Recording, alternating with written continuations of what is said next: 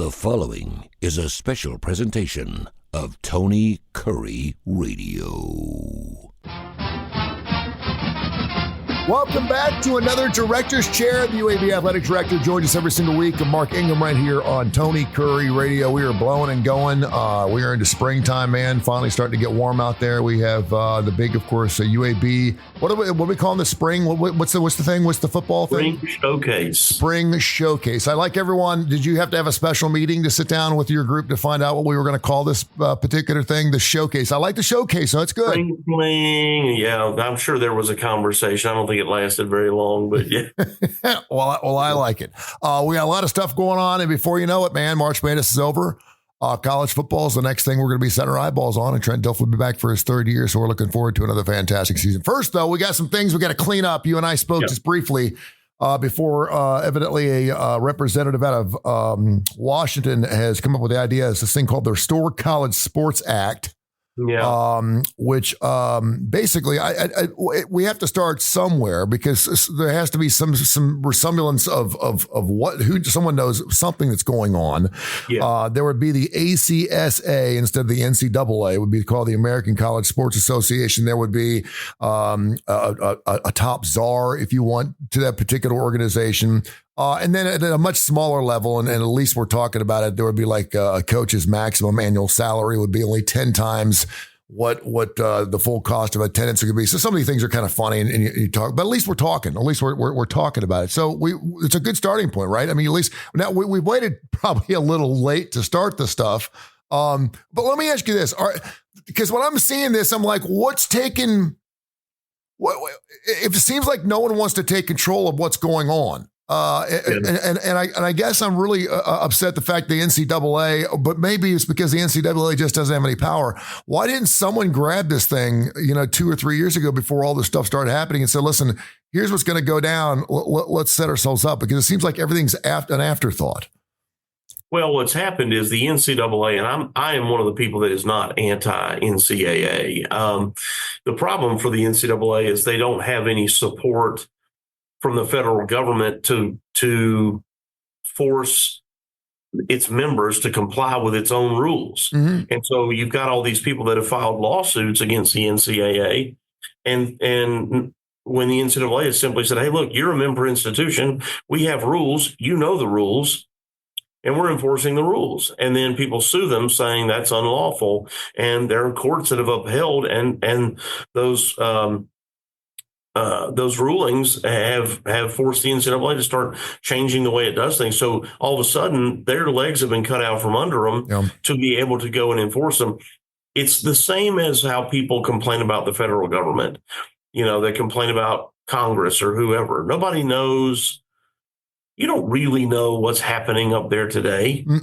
No. Right. And they're all doing stuff, but it's easy to say, oh, I don't do anything up there, whatever. And you don't have a clue. And I think it's kind of hilarious that somebody would introduce a bill to go create a new thing like the NCAA that is basically the exact same thing with a new name. Yeah.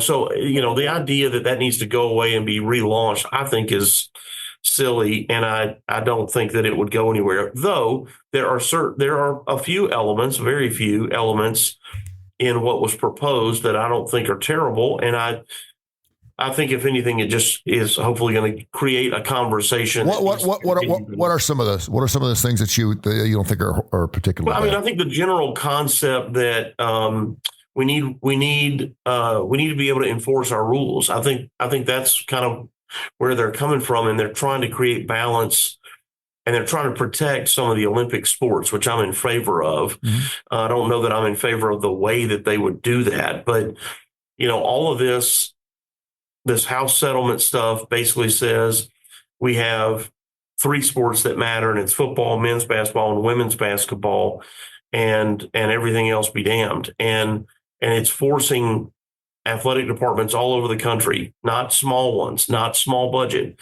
big budget departments, to cut funding to their Olympic sports so that they have the money to go spend these revenue share dollars. Because we were already spending all the money we have. I don't care if your budget is $30 million or $100 million or $200 million. We spend it. Yep. It's not like we're sitting on If you've got a $200 million budget, you're not putting $100 million away in reserve and sitting on that like Boss Hogg over there with a cigar. You spend it. You spend it on team travel. You spend it on additional staff. You spend it on making sure they have food and clothes and, all these things. Like you improve and enhance the experience for the student athlete with that money. So now what people are doing is pulling back on that. Yeah. Hey, we don't have a nutritionist anymore, and we don't provide the snacks. We're going to take the money that used to be in a person and the benefits to that person and the granola bars and milkshakes that they made, and we're going to take those dollars and we're going to just put it towards the revenue sharing cap. So you're going to lose a benefit, but you're going to gain the cash. Yeah. UAB sport. And people are and listen, Tony, they're taking scholarships away from Olympic sports so they have the money to fund the football and basketball rev share. Yeah. Where is the money coming from? These programs that, we know Ohio State, they said they spent $20 million on their football team last year. They paid out $20 million. Where's the money coming from? Is it just coming from a small group of individuals that at big institutions? Where is this money coming from? Well, it's two separate things. You're talking about the money they spent last year was through their collective. Moving forward, it's through the revenue share model, which means it has to come from Ohio State. They can still raise money in their collective, or they can have the people that used to give to the collective. They can now give. Yeah, the money's it's going to be there one way or another, whether it's coming from the university or coming from the collective. So let's just throw all the money in one pot. But where's that money coming from? Yeah, right now it's coming from donors, but in the future, where it's going to come from for people like them is from the college football playoff. The difference here is that the Big Ten schools are all going to get $20 or $21 million more than they were already getting from the new multiple team, 12-team playoff.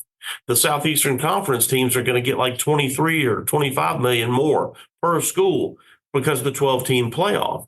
The ACC is getting like 17 million, and the Big 12 is getting 14 per school. Do you know what the Group of Five is getting? $200,000. Yeah, $200,000 per school. So when you think about this, we were told that a year ago when that new contract was signed, hey, there's this lawsuit that the Power Four programs were all named in this lawsuit called House versus NCAA, and they're going to have to pay this huge settlement. And, Group of Five, y'all weren't named in that lawsuit. So we, the college football playoff, we're going to give them more money to cover that lawsuit. Well, it's interesting because the lawsuit wasn't with the college football playoff. The lawsuit was with the NCAA. Yes.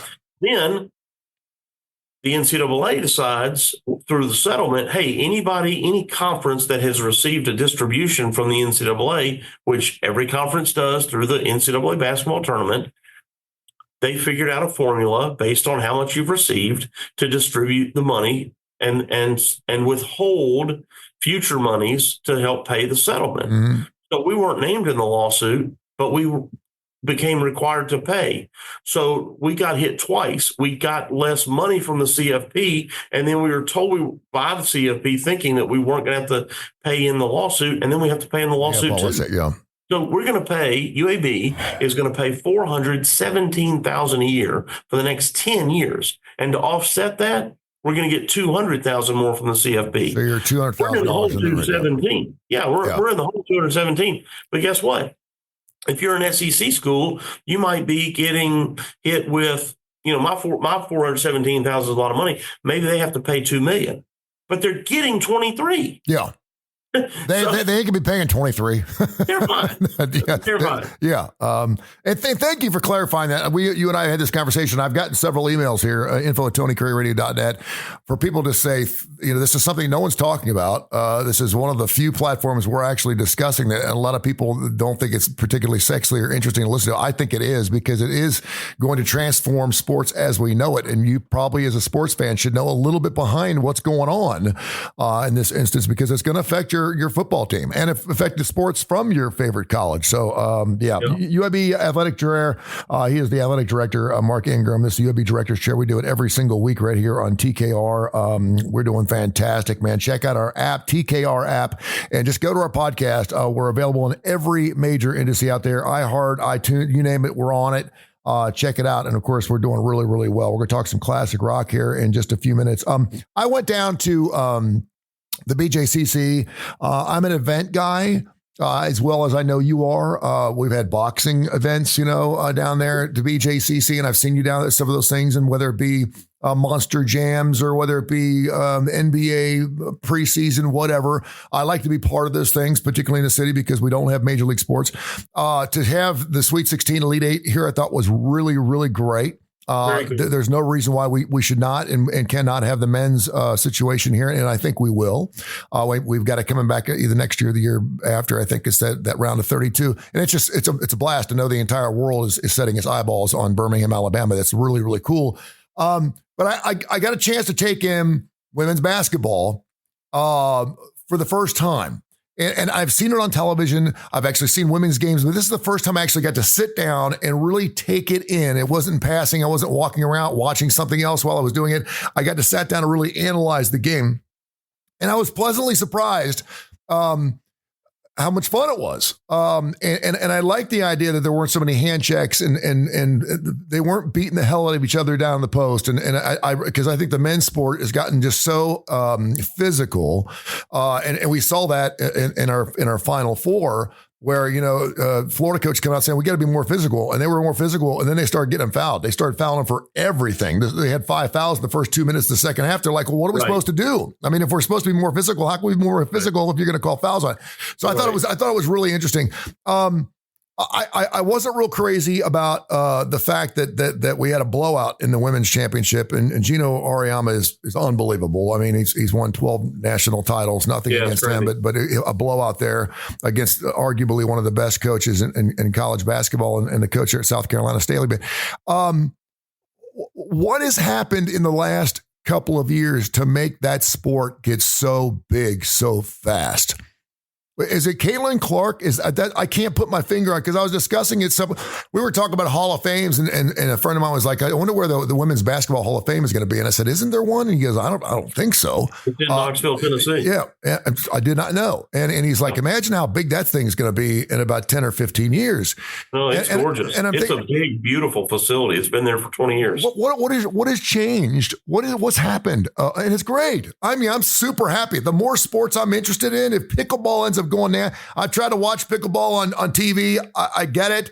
It's funner to watch, or it's funner to play than to watch, for sure. Yeah. It's not so, it does not do well on television, like cornhole. I don't want to see. I love playing cornhole, but I don't want to see it on TV. It's boring. It's like watching people play cards on television. Yeah, or bowling. Bowling used to be a big thing on television, and now you know why it's not. It's great to play, but it's really boring to watch.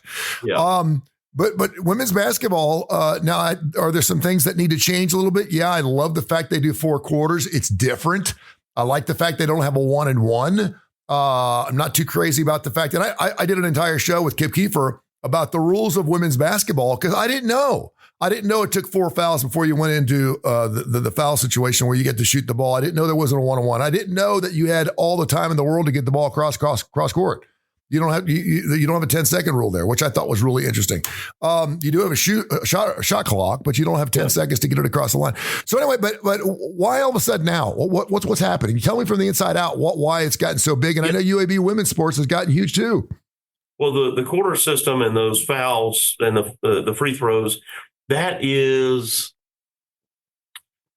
time flies, Tony. I want to tell you that's less than 5 years old.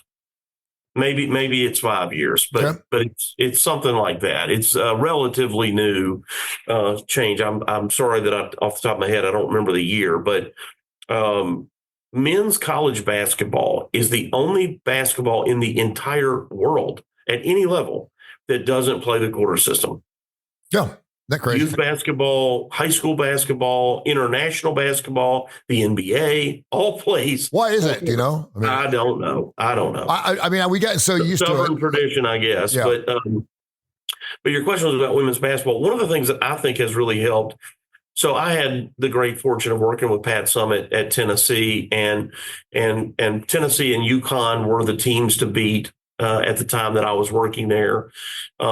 Right before, like when I was a student, Louisiana Tech was really good, and Old Dominion was really good, and Stanford was really good.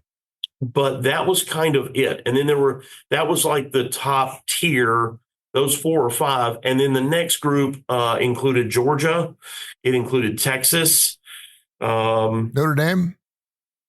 Maybe LSU. I don't know if Notre Dame was there quite yet, but here's the point. A friend of mine who was on Pat's staff said to me, and he had been on the men's staff at one point. He said one of the differences is that women's college basketball versus men's. He said if you took a sliding scale and you looked at men's basketball, the very best team in the country to the worst, he said it's this real even kind of slide like this. He said women's basketball is like a shelf. He said we know before the year starts there's about 4 or 5 of us who could win the whole thing, and then there's a drop, and then it's like another 4 or 5, and then another drop.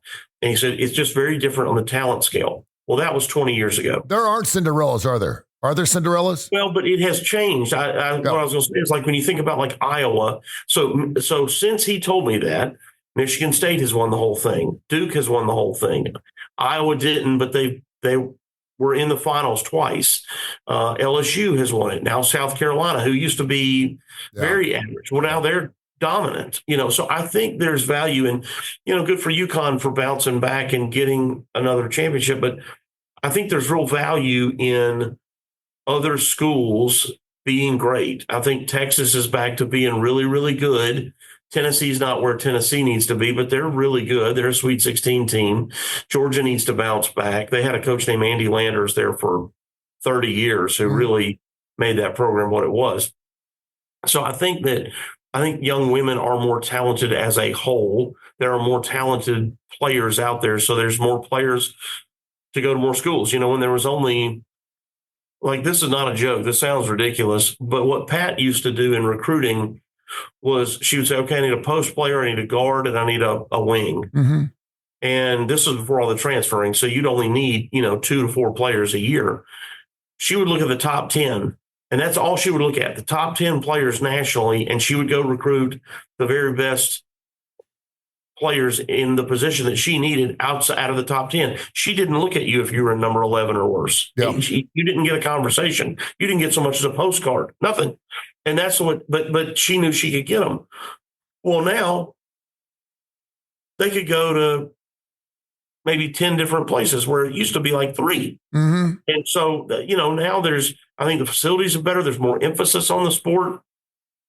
There's a lot of great coaches. So I think there's a lot of good things happening. And you mentioned Caitlin Clark. You have generational players like that create and change the interest too. It matters. It is it really is incredible how fast it's turned around. Because we've been talking, it reminds me a little bit of soccer. We've been talking about soccer ever since I got here 30, 40 years ago. And we've said it's never getting out. I still don't think it hasn't turned. We're talking about it more. And of course, we talk about the Cup a lot more, and the World Cup. And so, it's a hell of a lot bigger than it was 10 or 15 years ago. But women's basketball turned on a dime. Just in the last 3 or 4 years. And Caitlin Clark, obviously, is a big reason. One of the reasons I think a lot of people think that women's sports don't do as well as men's sports is not only because it's not seen as much. And obviously, you can't watch women's basketball all day, every day like you can with men's basketball. And I get that because the numbers aren't there. But that women need to show an interest in women's sports in order for it to be successful. I don't know what the numbers are. And if there's a woman out there right now who's a huge football fan, God bless you. That's great. But I think for the most part, there are more men's sports fans than women's sports fans. Yeah, I think there are more men who buy tickets to sporting events than there are women who buy tickets to sporting events. And so there's a few things there. Are men as a whole interested in it to support it enough, which is what you're getting at?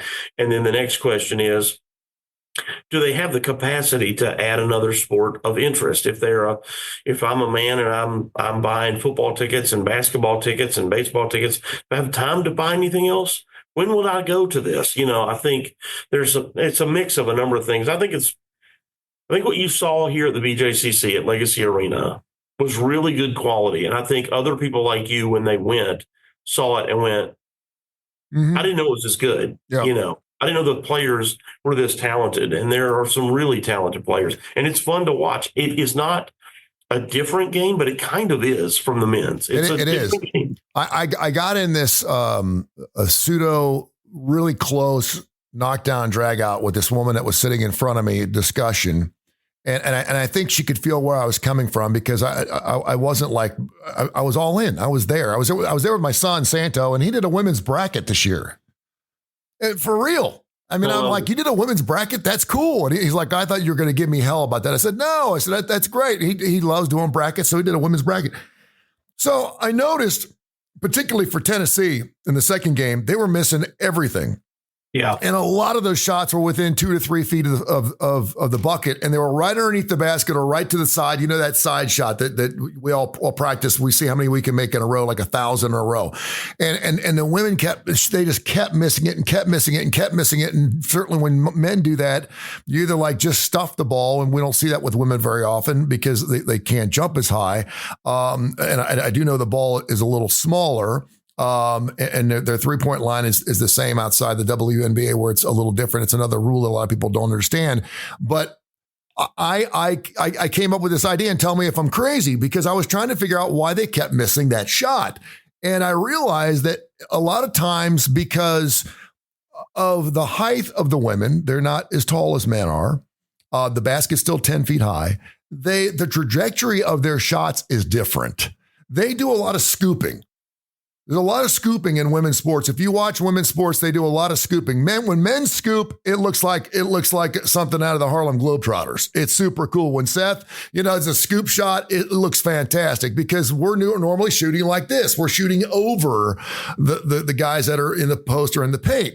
Women can't do that. And that's why you see a lot more block shots in women's basketball. And when you do see block shots, it comes right back at the player. It comes down in their face, because if you got some 6'11" lurch woman in the paint, it ain't getting near her because you're right underneath her. You can't possibly out jump her. And so you're doing the scoop shot. And so like we do with free throws, guys who throw it between their legs, the trajectory of the ball makes it bounce off the rim and the backboard differently than if you shoot it above your head. Okay. And it doesn't bounce the same way.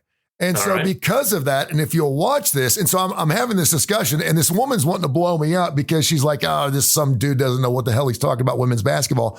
And I said, no, am I wrong here? Because, we started watching, we started talking. She goes, you know what? You're kind of right. They do scoop the ball a lot more. And I could see the trajectory of the ball is going up instead of over. And because of that, it doesn't go in as often. And I said, I don't know. I'm just trying to figure. It may have just been a really bad shooting day for Tennessee. I mean, they were I think it was. Yeah.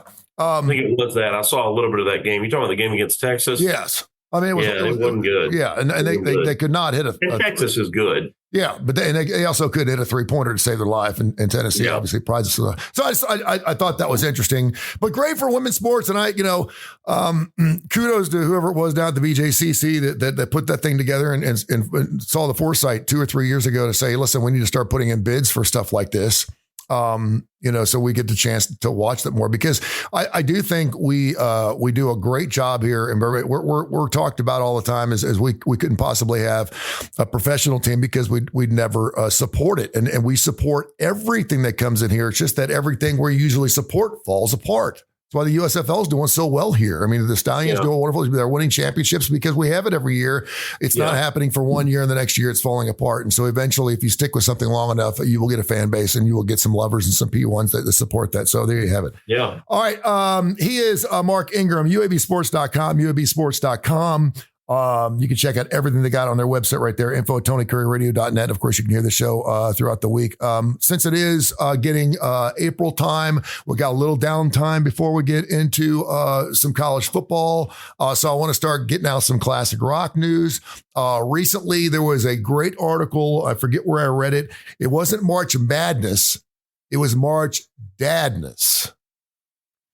And what it was a bracket of the best classic rock bands according to when you were born. Ooh.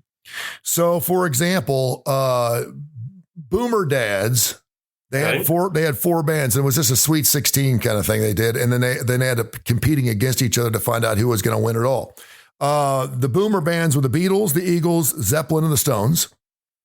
Then you had the Gen X bands. You had Aerosmith, AC/DC, Van Halen, and Guns N' Roses. And then you had the Millennials, which was Linkin Park, Nirvana, Limp Bizkit, and Blink 182. And they basically took on each other. It was kind of neat. And of course, it was done by an online survey of 150,000 people, blah, blah, blah, blah, blah. And I want to say that it came down. I think the winning band, I think, was Guns N' Roses. And I think it was over. I'm sorry. It was Metallica. Metallica was also in that mix. There was another part. Metallica ended up winning the whole thing by a landslide. Anyway, as the greatest dad band of all time. So I wanted to ask you, how old are you? I'm 51. Okay. I'm 59. I can't believe I'm 8 years older than you are. You look great for 51. So I started thinking to myself, what bands do you remember listening to that you really got into when you were like little? A teenager. I'm gonna say 13 to 18. Can you remember the bands that you used to listen to? Oh yeah. We talk about all the time. It's Van Halen, it's Quiet Riot, it's Guns N' Roses. Yeah, these guys were. That's all I listened to. But like, I remember when I was little, like my first memories of music are people like the Eagles. I remember vividly listening to an album that my dad had of the Eagles just over and over again. And I was, kindergarten. Mm-hmm. Yeah, I remember that. Was there ever a band that you really, really liked that no one else could understand why you liked them so much? Well, we've talked about this before. My dad was in the radio business, and so he and two other guys had 9 radio stations, which was a wide variety. It was country, rock, but they also had a station that nobody has anymore, called Oldies. Uh-huh. It was sort of that the Four Tops and Four Seasons and the Temptations, a lot of Motown, and so stuff like that I loved, and nobody liked it. Nobody liked it that I was friends with. Everybody's like, that is the oldest, stupidest music. Why do you like that? I just did. My dad liked it. It was my parents' era of music. They liked it. They listened to it. There's a whole segment of music that's referred to as Carolina beach music. Uh-huh. And that was really popular in our house. And it was the Tams and is it the Emeralds or something? There was, that's bothering me now. But there was a whole segment of music, though, that was really popular in the North Carolinas, South Carolina area on the coast that was just, it's what you listen to. Yeah. And so, yeah, there was a ton of music like that. Nobody else listened to. So my dad was a newspaper distributor, and I never realized this until like just recently, which is really kind of crazy. Because it was there in my face all the time. My dad had a radio on 24 hours a day. I didn't even think about it. He had a radio in his office. We had a small little office downstairs where he did his bookkeeping. Then, of course, out in the garage was where he stuffed the newspapers. And we did stuff newspapers at least 3 or 4 days a week, and I'd help out with that. I'd get paid a dime or a nickel for every 100 I did. No matter how cold it was or how hot it was, we were out in that garage. And we had a radio, and then in the bathroom, we had this bathroom called the White Bathroom. It was a bathroom that was added on to the house after I was born. A really small bathroom, and he had a radio that he actually had it nailed up to the side of the basin where the sink was. It was wooden, and he had it nailed up there. And it was plugged in, so we never had to worry. So he always had that radio. And so I remember my dad every night at 12:30, we'd get up to go to work because he'd have to go down to Sharonville to pick up the newspapers at 1 o'clock in the morning and deliver. He'd get home about 8, 9 o'clock in the morning. And I remember he'd go in there and he'd go sit on the pot and turn the radio on and listen to 700 WLW. And so I listened to this, and you know about that radio station because you have extended family in Cincinnati.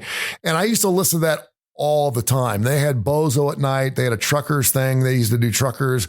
So it wasn't really top 40. I didn't listen to a lot of top 40 music on WSAI, but that was back. And this is probably before I can't believe I'm saying before your time. I can't believe we're having this discussion, but it was before your time because I didn't have FM yet. We did have FM like midway through my teenage years, but I remember listening to WSAI 1640 AM on AM radio before FM got really, really big. You only had an AM transistor radio. You could only listen to AM on a transistor radio, and you used to be able to listen to music. People were like, yeah, and then all of a sudden you're like, wait a minute, we can get music in stereo, really? Because FM was stereo, AM was not, and you could hear it under a bridge because the amplitude modulation, it goes like this, and the frequency goes like this. That's why when you go under a bridge, no one's probably. I would venture to guess that if we have 6,000 people listening right now, there may be one or two that even knows what AM is. No, they don't even know what it is. But it was so amazing because that kind of it forms your life. You know, it's you know, I was listening to I heard a Linda Ronstadt song this morning on 70s at 7 that I hadn't heard. Blue by Don't You, make your brown eyes blue. This is Blue by You, and I was like, well, I hadn't heard that in a long time.